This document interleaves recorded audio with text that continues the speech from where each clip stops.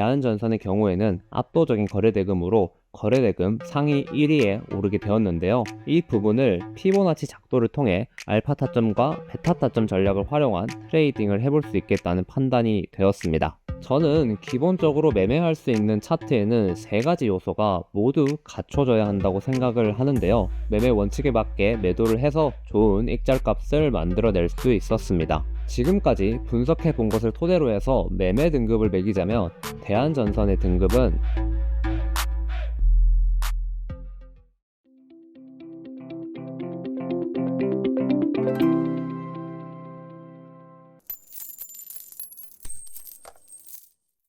안녕하세요. 레오트레이딩의 레오입니다. 오늘의 관심 종목 후보 바로 만나보도록 할 텐데요. 24년 5월 13일 오늘의 종목 후보에 오른 종목은 대한전선입니다. 대한전선은 전력 시스템의 설계부터 시작해 케이블과 접속제의 공급 및 시공, 그리고 유지 보수까지 다양한 전력 공급 관련 사업을 진행하며 해당 산업에 종합 해결책을 제공하는 기업입니다. 가온전선과 일진전기 등 다양한 전선주도 물론 수급이 많이 들어오기는 했지만 대한전선의 경우에는 압도적인 거래대금으로 거래대금 상위 1위에 오르게 되었는데요. 그렇다면 해당 종목이 차트상에서 어떤 모습을 보여줬기에 오늘의 종목 후보에 오를 수 있었는지 이어서 차트 분석 및 거래대금을 통해 알아보도록 하겠습니다. 차트를 보시게 되면 대한전선은 24년 5월 13일에 약 1조 5천억의 거래대금을 동반하면서 24.04%의 장대 양봉을 만들어 주었는데요. 이와 동시에 약 1년 동안 형성되었던 매물대를 엄청난 거래대금을 동반한 장대 양봉으로 강하게 돌파하며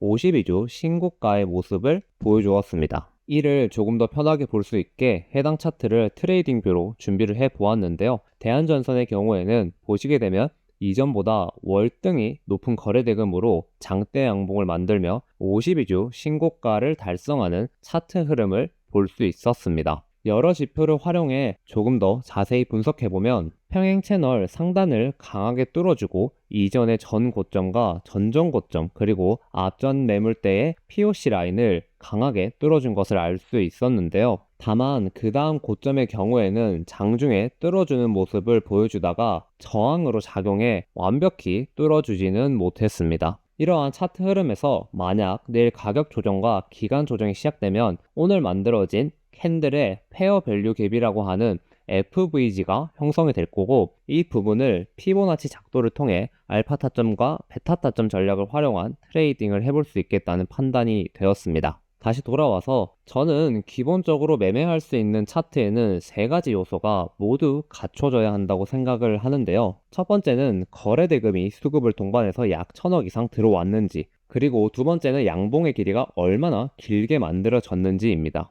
마지막 세 번째는 기존에 있었던 매물대를 모두 뚫어주며 52주 신고가를 달성했는지에 대한 여부인데요. 대한전선의 경우에는 제가 생각하는 매매 가능한 차트의 세 가지 요소를 모두 갖췄다는 것을 차트 분석을 통해 알 수 있었으며 현재 해당 종목의 경우에는 외국인과 기관 그리고 연기금을 포함해 사모펀드 및 기타 법인으로부터 매우 강한 관심을 받고 있는 종목이라는 것을 투자자별 동향을 통해 알 수 있었습니다. 자, 그렇다면 해당 종목은 어떤 재료 때문에 이렇게 높은 거래대금으로 장대 양봉을 만들며 시장에 관심을 받게 되었을까요? 그 이유는 재료 분석을 통해 알아볼 수 있었는데요. 우선적으로 최근 한 달간 이어져 온 구리 가격 강세에 따라서 대원전선이나 가온전선과 같은 기업에 비해 덜 오른 대한전선이 이번에 시장으로부터 주목을 받았다고 생각을 했습니다. 이와 더불어서 북미 시장 공략이 본격화될 수 있다는 생각이 들었기에 이렇게 수급이 몰렸다 생각을 하는데요. 조금 더 자세히 설명을 드리면 대한전선이 미국 캘리포니아 주에서 열린 전시회에서 노후 전력망 교체 솔루션과 해상 풍력 솔루션 등 다양한 전략 제품들을 선보이면서 앞으로 북미 시장에도 문을 두드리겠다고 말을 했습니다. 현재 미국의 노후화된 케이블을 교체해야 되는 시점과 맞물려서 이렇게 자사의 대규모 솔루션을 제공하게 되면 그에 따른 매출은 기하급수적으로 오를 것이고 당연히 주가 또한 향후 더 상승할 것이라는 관점이 생겼습니다. 또한 늘 이야기하지만 현 시점에서 가장 뜨거운 테마가 뭐죠? 바로 인공지능이죠. 그렇다 보니까 인공지능과 데이터 센터 산업이 더욱더 활성화되면 당연히 전기와 전선 관련주 또한 수혜를 입어서 더욱더 많은 매출을 만들어낼 수 있을 것이라는 생각이 들었습니다. 그래서 단기적인 관점뿐만 아니라 중장기적으로도 전기와 전력 관련된 테마에 더 많은 수급이 들어올 것으로 예상이 되며 매매하기에 좋은 재료가 붙었다 생각을 해볼 수 있습니다. 그렇다면 마지막으로 재무는 어떤 상태일까요? 이어서 알아보도록 하겠습니다. 대한전선의 경우에는 매출과 당기 순이익이 매년 꾸준하게 늘어나고 있다는 것을 재무를 통해 알 수 있었는데요. 유보율의 경우에는 100% 이상으로 건전하다는 것 또한 알 수 있었습니다. 마지막으로 시가총액이 약 3조 4천억대로 꽤나 무거운 대형주의 몸집을 가지고 있어서 데이 트레이딩 및 스윙 트레이딩을 하기에는 무거운 무게를 가지고 있다고 판단이 되긴 했으나 그럼에도 충분히 재료가 좋고 수급과 차트 흐름이 양호하기 때문에 매매를 해보기에 굉장히 좋다는 판단이 되었습니다. 지금까지 분석해 본 것을 토대로 해서 매매 등급을 매기자면 대한전선의 등급은 E+를 줄 수 있을 것 같습니다. 차트상으로는 엄청난 거래대금을 동반해서 장대 양봉을 만들어줬으며 약 1년간의 매물대를 강하게 뚫어줬다는 부분에서 기본적으로 매매를 하기에 적합하다는 생각을 했는데요. 거기다 매매 동향에서도 봤듯이 외국인과 기관을 포함한 다양한 수급원에서 관심을 가지고 있다는 것을 확인할 수 있었습니다. 재료의 경우에는 앞으로도 인공지능의 급진적인 발전과 전기차의 성장, 그리고 데이터 센터의 확장이 더 이어질 것이라 생각하며 이에 따른 전선주 또한 지속적으로 수요가 있을 것이라 보며 이는 곧 해당 테마에 속한 종목들의 매출이 기하급수적으로 높아질 것이라고 생각을 했고요. 재무의 경우에는 당연히 100점을 줄 수 있을 정도로 완벽하다는 것을 알 수 있었습니다. 다만 앞서도 말씀드렸듯이 해당 테마가 이미 한두 달 전부터 시장을 강하게 끌고 왔기에 만약 조정이 갑작스럽게 온다면 급락할 수도 있는 위험이 존재하니 이를 조심해야 한다고 생각을 하며 아직 22년 11월과 8월의 고점을 완벽하게 넘어준 것이 아니기 때문에 이 점 또한 매매를 하는 데 있어서는 조심해야 되겠다는 생각을 했습니다. 대한전선은 제가 트레이딩뷰를 통해 네이버 프리미엄 콘텐츠에 포스팅해둔 알파 타점 전략을 기반으로 해서 적극적으로 매매해볼 예정이며 기회가 된다면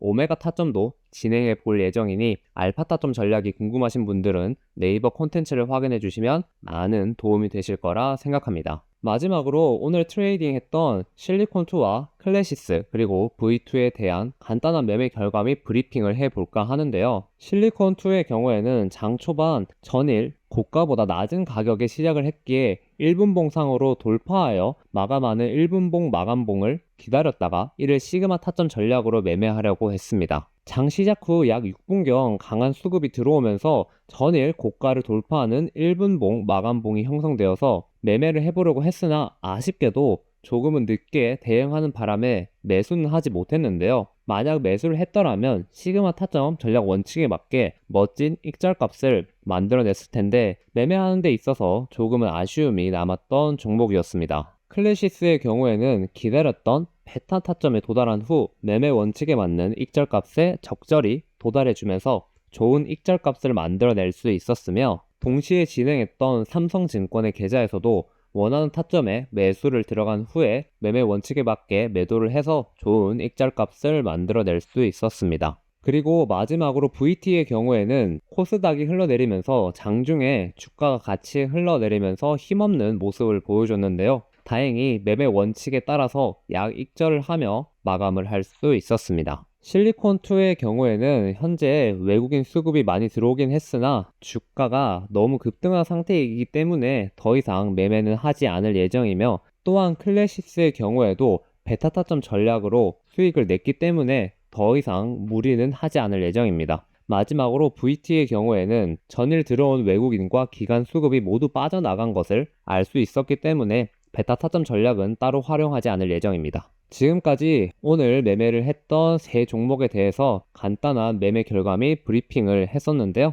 끝으로 오늘 영상도 시청해주셔서 진심으로 감사드리며 도움이 되셨다면 좋아요와 구독 그리고 알람까지 부탁드리겠습니다. 추가로 네이버 프리미엄 콘텐츠의 경우에는 네이버에 레오 트레이딩이라 입력하신 후 가장 상단에 있는 부분을 클릭하시면 보실 수 있는데요. 매일 꾸준하게 업로드되는 시황과 매매 가능한 종목 선정 및 타점 전략에 대해 자세히 보실 수 있으며 영상에서는 자세히 담지 못했던 알파 타점 전략과 베타 타점 전략, 그리고 체크 포인트까지 모두 보실 수 있습니다. 마지막으로 신규 구독자분들에 한해서 100% 무료 쿠폰을 지급하고 있으니 이 기회를 놓치지 마시고 상단에서 쿠폰을 확인하신 후 프리미엄 콘텐츠를 무료로 즐겨보시길 바랍니다. 감사합니다.